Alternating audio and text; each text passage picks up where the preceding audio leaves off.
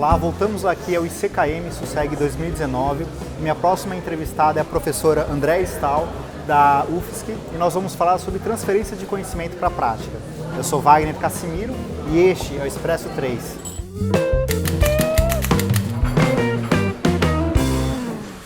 Tudo bem, professora? Tudo bem, satisfação.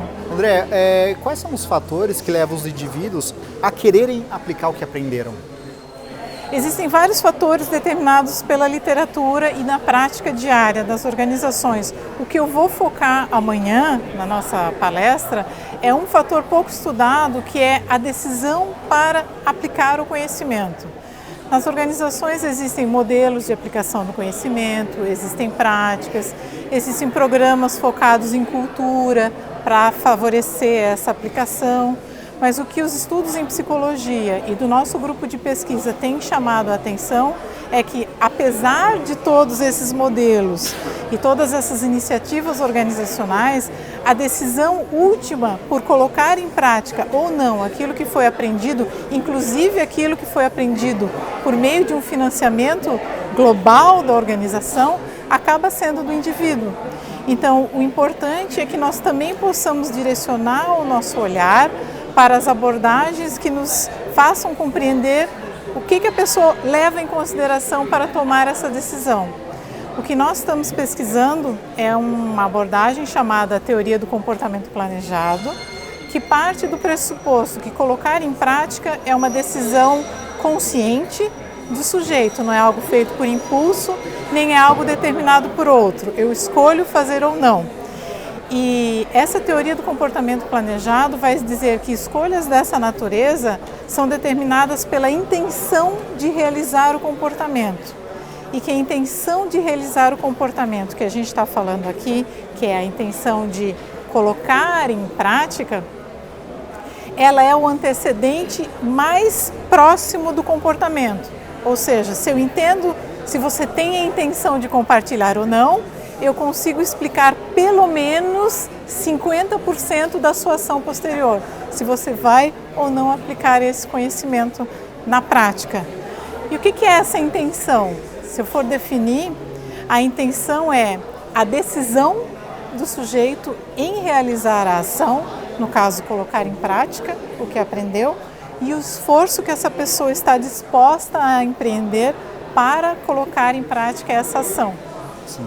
E reconhecendo que é uma decisão do indivíduo, o que a organização pode, de certa forma, estimular, criar de ambiente, enfim, quais ações que ela poderia, de certa forma, a persuadir e a argumentar a favor dessa mudança?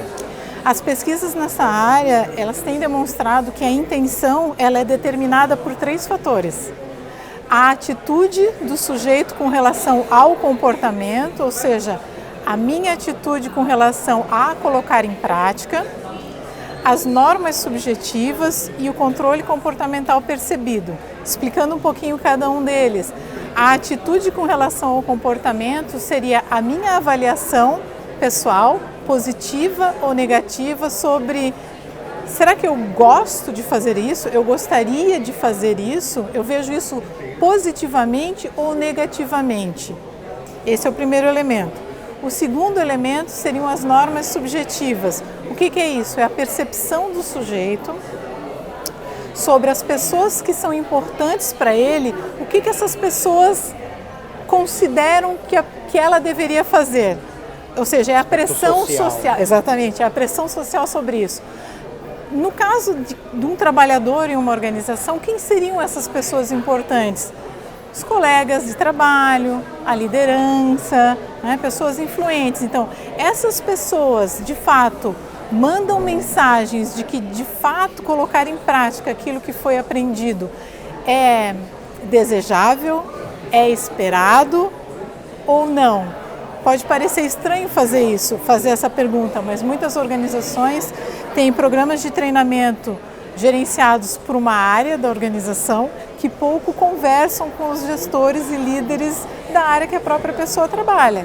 Então, eventualmente, a área de gestão de pessoas e treinamento tem um grande interesse que esse conhecimento aprendido seja implantado, colocado em prática, mas os gestores e líderes e colegas podem impor barreiras a isso. Então, a percepção do sujeito sobre essa pressão social, ele vai ver qual que é mais importante para ele. Será que é a pressão social da área de treinamento e desenvolvimento ou é da área dos colegas que estão ali? Então, esse é o segundo elemento. E o terceiro elemento é o controle comportamental percebido, ou seja, está relacionado à autoeficácia, o quanto que eu percebo que eu tenho condições, de fato, de colocar em prática. Então, resumindo, aplicar o conhecimento aprendido no trabalho, eu vou ter uma alta intenção ou eu vou decidir colocar em prática se eu vejo esse comportamento de colocar em prática como algo positivo para mim, se eu vejo que as pessoas que são valorosas para mim consideram isso positivo, de forma positiva, e se eu percebo que eu tenho condições de colocar em prática. Então, uma resposta cumprida para a tua pergunta, você perguntou o que a organização pode fazer então para estimular isso. Como as atitudes, as normas subjetivas e o controle comportamental percebido são construções psicológicas, ou seja, são derivadas da percepção desse trabalhador, o ideal é que a organização tenha uma cultura que favoreça o compartilhamento do conhecimento e a aprendizagem, principalmente contínua, e a colocação no ambiente de trabalho do que foi aprendido.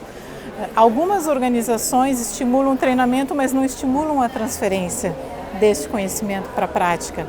Os indicadores, muitas vezes, do treinamento são horas treinadas. Ou avaliação de reação. Ou só a avaliação de reação, né? E a gente não quer só a avaliação de reação e também não quer só a avaliação de aprendizagem. A gente precisa ter o nível 3 aí, que é a aplicação no ambiente de trabalho. Então, esses três elementos juntos, se a organização compreender um pouco mais sobre como o sujeito toma decisão para colocar em prática, ao conhecer isso, ela pode estabelecer políticas e práticas que façam com que essa pessoa perceba que é positivo e tome essa decisão, então, de implantar esse conhecimento. Tá ok. Muito obrigado, professora.